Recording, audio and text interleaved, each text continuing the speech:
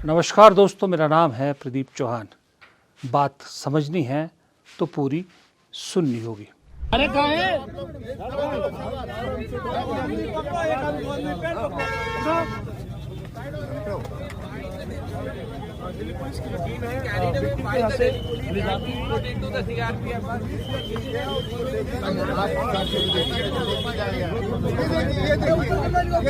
क्या नाम है आपका? क्या नाम है आपका?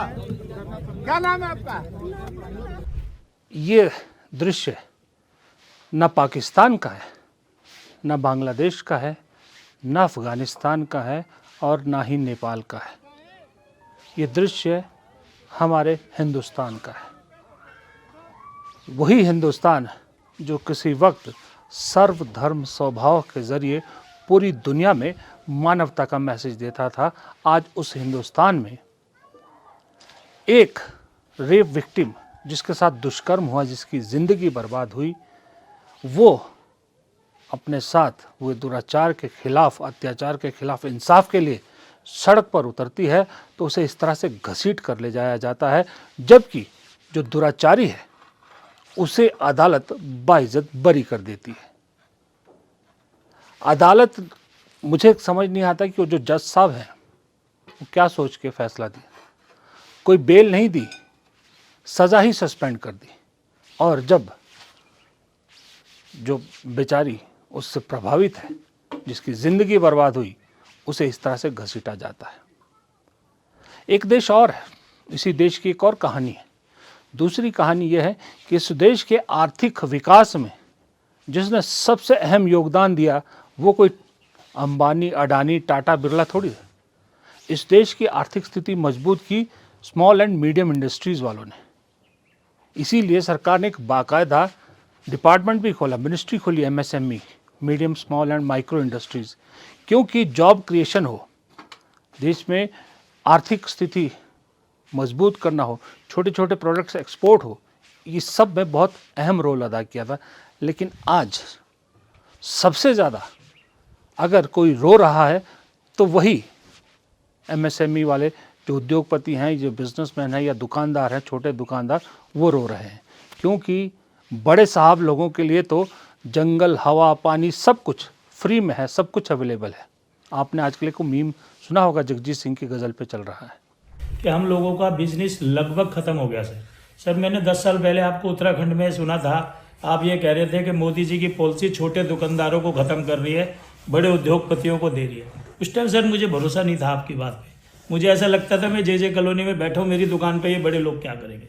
आज सर मेरा बिजनेस ऑलमोस्ट 80% ख़त्म हो गया है। और मेरा ही नहीं सर, जो सुबह सब्जी वाला मंडी जाता है, 2000 की सब्जी लाता है सर, उसका 10 रुपये का धनिया पुदीना ऑनलाइन आ रहा है सर, वो भी बेचारा कहीं ना कहीं ख़त्म हो गया। तो मेरी आपसे एक छोटी सी डिमांड है सर कि कहीं ना कहीं हमारी इस वॉइस को किसी प्लेटफॉर्म पे उठाया जाए कि हमें प्रोटेक्ट किया जाए। हम बहुत छोटे छोटे दुकानदार, छोटी छोटी कॉलोनियों में जो अपना धंधा चला रहे हैं सर, वो बड़ा डिस्ट्रॉय हो चुका सर। ये दर्द 11 साल पहले किसी ने महसूस कर लिया था। ये शख्स खुद कह रहा है कि जब राहुल गांधी ने बात कही थी तो इसे विश्वास नहीं हुआ था, इसे लगता था कि क्या फालतू बात कर रहे हैं।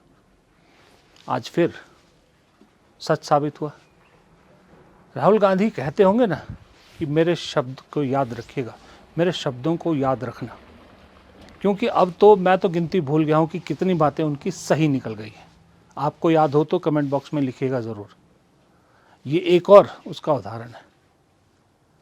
और दूसरी बात, अब ऐसे हालात में कोई मसीहा तो आएगा नहीं जो बचाएगा, कोई स्वर्गलोक से उतर कर तो देव आएगा नहीं जो हमें इन सब चीज़ों से बाहर निकालेगा कोई इसी देश से निकला कोई इंसान, हमारे बीच में से ही निकला कोई इंसान। और वो इंसान, जाहिर सी बात है, सत्ता में बैठेगा तो नेता होगा। लेकिन कभी आपने सोचा है नेता की परिभाषा क्या होती है? आपने बहुत बार पढ़ा होगा नेता की परिभाषा, किताबों में पढ़ी होगी, नेताओं ने सुना होगा, बड़े बड़े विद्वान लोग बताते हैं नेता क्या होते हैं। लेकिन आज नेता की एक अलग परिभाषा राहुल गांधी बता रहे हैं, वो आपको एक बार सुननी चाहिए। The visual representation of a leader. If I ask you, can you visually, imagine a leader with people? what you see is a guy walking in front and a whole bunch of people walking behind, right? Right? My visual representation is walking behind them. So I really liked a Taoist quote I read once, which I don't remember the exact quote, but basically it says that nobody hears or sees the work of a leader. And once it's done, they think they did it themselves. Right? So to me, a leader's much more about connection, about empathy, about listening, than about getting people to follow you. The following happens as a result of the listening and the empathy. And the following is almost a byproduct. You know, so now this sounds esoteric and sounds as if it doesn't work, but it does. I do it all the time. बहुत पते की बात राहुल गांधी ने कही, सही बात। हम भी बचपन से यही सोचते आए हैं, सुनते आए हैं कि लीडर वो होता है जो लीड करता है, आगे चलता है, सब उसके पीछे चलते हैं। लेकिन राहुल गांधी कह रहे हैं कि ये नहीं, नेता वो होना चाहिए जो लोगों को आगे रखे, खुद को पीछे रखे, लोगों को लीड करने का मौका दे, लोगों को गाइड करे। आज दरअसल ऐसे ही नेता की ज़रूरत है। मैं ये नहीं कहता कि हमेशा नेता ऐसे ही होने चाहिए। जब आज़ादी की लड़ाई थी तो महात्मा गांधी जैसा लीडर चाहिए था जो आगे बढ़ के लीड करता था, आगे चलता था, लोग उसके पीछे चलते थे। लेकिन आज का जो वक्त है, आज के वक्त में नेता वैसा नहीं चाहिए जैसा राहुल गांधी कह रहे, वैसा नेता चाहिए। क्योंकि जो नेता खुद को आगे रखेगा आज की डेट में, वो पहले अपना सोचेगा, अपना स्वार्थ पूरा करेगा, अपनी पार्टी के लिए सोचेगा, अपने रिश्तेदारों के लिए सोचेगा, अपने दोस्तों के लिए सोचेगा। कि जो जनता को आगे रखेगा, जाहिर सी बात है मजबूरी में ही सही, पर उसे पहले जनता का सोचना होगा। ये लीडरशिप क्वालिटी, ये सच्ची लीडरशिप क्वालिटी मेरे हिसाब से है और होनी भी चाहिए। आज के वक्त का तकाजा यही है, ना सिर्फ भारत के लिए, पूरी दुनिया के लिए। क्योंकि भारत की बात हो रही है तो इसलिए मैं भारत का जिक्र कर रहा हूँ। सिर्फ उन्नाव रेप विक्टिम का मामला नहीं है। इस देश का हज़ारों हज़ार करोड़ रुपया लेके लोग विदेश भाग जाते हैं और फिर विदेशों से इस तरह की तस्वीरें भेजकर हमें मुंह चिढ़ाते हैं, हमारे सिस्टम को मुंह चिढ़ाते हैं और इस बड़े बड़े दावों से सत्ता में आई सरकार को आईना दिखाते हैं कि तुम कुछ नहीं बिगाड़ सकते। विजय माल्या हो चाहे ललित मोदी हो, क्या फ़र्क पड़ा इनकी ज़िंदगी में? फ़र्क पड़ा उनकी ज़िंदगी में जिसका पैसा लेकर ये लोग भागे। ये लोग तो भारत में नहीं तो विदेश में जाकर ऐश कर रहे हैं, ऐश तो वैसे ही कर रहे हैं। इन सब मुद्दों पर बात करने की बजाय सत्ता में बैठी पार्टी के नेता क्या कह रहे हैं, ये नवनीत राणा जैसी नेता, अब क्या बताऊं मैं, कहती हैं कि मुसलमान अगर 19 बच्चे पैदा करते हैं तो हिंदुओं को भी 3-4 बच्चे पैदा करने चाहिए। ये नहीं बोल रही कि अगर वो बच्चे पैदा कर रहे हैं तो हिंदुओं तुम अपने बच्चों को अच्छी शिक्षा दो, सशक्त बनाओ, अपने पैरों पर खड़ा करो। ये कह रही कि नहीं हिंदुओं तुम भी आबादी बढ़ाओ। उससे भी 4 कदम आगे कह रही हैं कि जो हिंदू बच्चे पैदा नहीं करता वो असली हिंदू है ही नहीं। तो मैडम योगी आदित्यनाथ और प्रधानमंत्री मोदी ये हिंदू नहीं है आपके हिसाब से? क्योंकि इनके तो बच्चे हैं नहीं। जिसके बच्चे नहीं है तो वो नवनीत राणा के हिसाब से हिंदू है ही नहीं। ऐसी बातें कर रहे हैं। दिल्ली के आसपास का इलाका इस वक्त मर रहा है, लोगों को सांस लेने में दिक्कत आ रही है, लेकिन सरकार उस मुद्दे पर मजाल है उसका इलाज करने या उस पर कुछ काम करे। उल्टा अरावली पर्वत को लेकर जो फैसला किया है, माशाअल्लाह आने वाले दिनों में, जैसे मैंने कल के वीडियो में भी कहा था कि ज़िंदगी जहन्नुम से भी बदतर कर दी है, होने वाली है दिल्ली और उसके आसपास के इलाकों के लिए, राजस्थान के लिए, हरियाणा के लिए, पश्चिमी उत्तर प्रदेश के लिए, यहाँ तक गुजरात तक के लिए। खुद मोदी जी के मंत्री अब तो कहने लगे हैं कि दिल्ली में दम घुटता है। आज सबसे बड़ा राष्ट्रवाद कोई होगा उदय जी, तो देश के इंपोर्ट को कम करना और एक्सपोर्ट को बढ़ाना। क्या परिस्थिति बनी है हमारी। मैं 2 दिन मुश्किल से रहता हूं, इन्फेक्शन हो गया। ये दिल्ली पूरा प्रदूषण से त्रस्त है। क्यों है? मैं ट्रांसपोर्ट मंत्री हूं, 40% हमारे कारण होता है, क्योंकि ये fossil fuel, petrol, diesel. Sudarshan ji कितने बार मुझे कहते थे कि इस देश का किसान अन्नदाता नहीं ऊर्जादाता बनेगा, ईंधन दाता बनेगा, हवाई ईंधन दाता बनेगा। अब सब बन गया, बिटुमिन भी बन गया, पर कोई विश्वास रखने के लिए तैयार नहीं। और आज भी इतना 22 लाख करोड़ हम खर्चा कर रहे हैं। अब ये राष्ट्रवाद कैसा होगा? इस देश में 22 लाख करोड़ रुपए हम लोग फॉसिल फ्यूल इंपोर्ट कर रहे हैं, देश में प्रदूषण दे रहे हैं। क्या हम अल्टरनेटिव फ्यूल और बायो फ्यूल में आत्मनिर्भर भारत नहीं बना सकते? मैं गाड़ी में आया हूं, 100% इथेनॉल पे चलने वाली दुनिया की पहली गाड़ी है इनोवा। 60% बिजली तैयार करती है। 1 लीटर पेट्रोल के भाव में एवरेज की तुलना करें तो ये गाड़ी का 25 रुपए लीटर पेट्रोल का भाव होता है। प्रदूषण 0 है। हाइड्रोजन हम बना सकते हैं। इलेक्ट्रिक की गाड़ी अब कितनी पॉपुलर। जब मैंने इलेक्ट्रिक गाड़ी की पहली गाड़ी शुरुआत की थी तो कीमत थी $150 पर kilowatt per hour lithium ion battery की। अब तो 55 हो गई। अब sodium ion, zinc ion, aluminium में टेक्नोलॉजी आ गई। कल मेरे घर पर एक IIT के लड़के ने 5 साल में टेक्नोलॉजी लाई। एल्यूमिनियम जो शीट रहती ना, वो फ्यूल है। एल्यूमिनियम मेरा टेक्नोलॉजी। आज पहली बार इन सब चीज़ों पे पहली बार मुझे अर्नब गोस्वामी की तारीफ करने का दिल कर रहा है।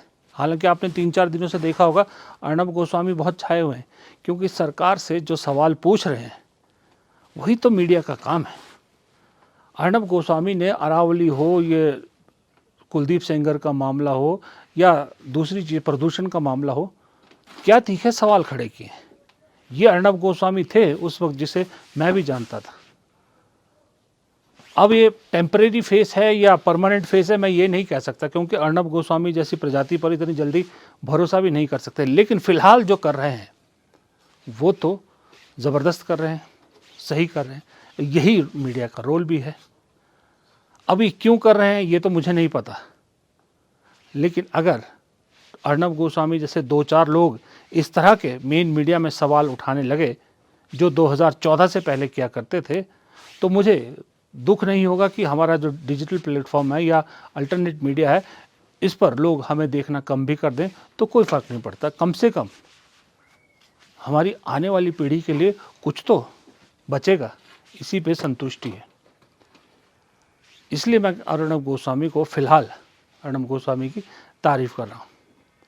अर्नब गोस्वामी जैसे लोगों को अब ये भी सवाल उठाना चाहिए कि जो नवनीत राणा जैसी नेता, जिनको ना ज़ुबान पे कंट्रोल है, ना मुझे नहीं मालूम जब अकल बंट रही थी तो ये लोग कहाँ थे, इन लोगों पे सवाल उठाना चाहिए। साथ में एक सवाल ये उठाना चाहिए जो मैं पिछले 10 साल से लगातार कह रहा हूँ कि ये जो धर्म को धर्म से लड़ाने का मामला है, अगर कोई ये सोच रहा है कि ये सिर्फ मुसलमानों तक रुकेगा तो वो बहुत बड़ी गलतफहमी में है। ये मामला सिर्फ मुसलमानों तक रुकने वाला नहीं है। आजकल आप देख रहे हो मुसलमानों से बढ़कर अभी क्रिश्चियनिटी तक आ गया है। क्रिसमस का त्यौहार है और सारे क्रिश्चियंस इस वक्त ईसाई समुदाय के लोग निशाने पर हैं। कभी बौद्ध धर्म को मानने वाले लोग निशाने पर होते, कभी जैन धर्म को मानने वाले, करते करते ये सिख धर्म होते होते ये अल्टीमेटली आएगा हम जैसे आप जैसे हिंदुओं पर भी, और तब निशाने पर हम ही लोग होंगे, क्योंकि मनुस्मृति को मानने वाले ये लोग सिर्फ हिंदू मुसलमान या हिंदू ईसाई तक रुकने वाले नहीं हैं। मनुस्मृति की सोच फिर हिंदू धर्म पर भी हमला करेगी और सबसे पहले निशाने पर आएंगे इस धर्म के दलितों से ये अपना प्रहार शुरू करेंगे और करते करते मनुस्मृति को इस देश में लागू करने की पूरी कोशिश करेंगे, क्योंकि संविधान को खत्म करने की कोशिश तो ये दिन रात कर रहे हैं। ज़बरदस्त तरीके से कह रहे हैं। राहुल गांधी ने अगर जर्मनी में कहा है कि ये संविधान को ख़त्म करने की कोशिश कर रहे हैं तो कुछ गलत नहीं कहा है। मैं कंप्लीटली एग्री करता हूँ उस बात से। तो ऐसे में बचाव हमारे और आपके अपने हाथ में है। बचाव है राहुल गांधी जैसी सोच के नेताओं में, लेकिन इन सोच के नेताओं को, ऐसी सोच के नेताओं को हम आगे नहीं बढ़ाते। न जाने इस देश की जनता को क्या हो गया है, क्यों सांप सूंघ गया है, चुप्पी साधे बैठी है। अब आप सोचते हो कि सिर्फ वोट के वक्त में हम लोग वोट डाल के चीज़ें बदल देंगे, तो वो पॉसिबल नहीं है फ़िलहाल तो, क्योंकि ये बात तो पूरी अपोजिशन कह रही है कि वोट चोरी होता है। आप वोट जहां मर्जी डालिए, जीतेगी तो बीजेपी। तो सिर्फ वोट के सहारे अगर बदलने की सोच रहे हैं हम लोग, तो हम लोग बहुत गलतफहमी में हैं। जब तक सड़कों पर नहीं उतरेंगे, जब तक आवाज़ बुलंद नहीं करेंगे, तब तक कुछ बदलने वाला नहीं है, बल्कि और ख़राब होने वाला है। फ़िलहाल इस वीडियो में इतना ही। वीडियो पसंद आया तो लाइक कीजिएगा, शेयर कीजिएगा, कमेंट बॉक्स में राय दीजिएगा और चैनल को सब्सक्राइब करना मत भूलिएगा। नमस्कार।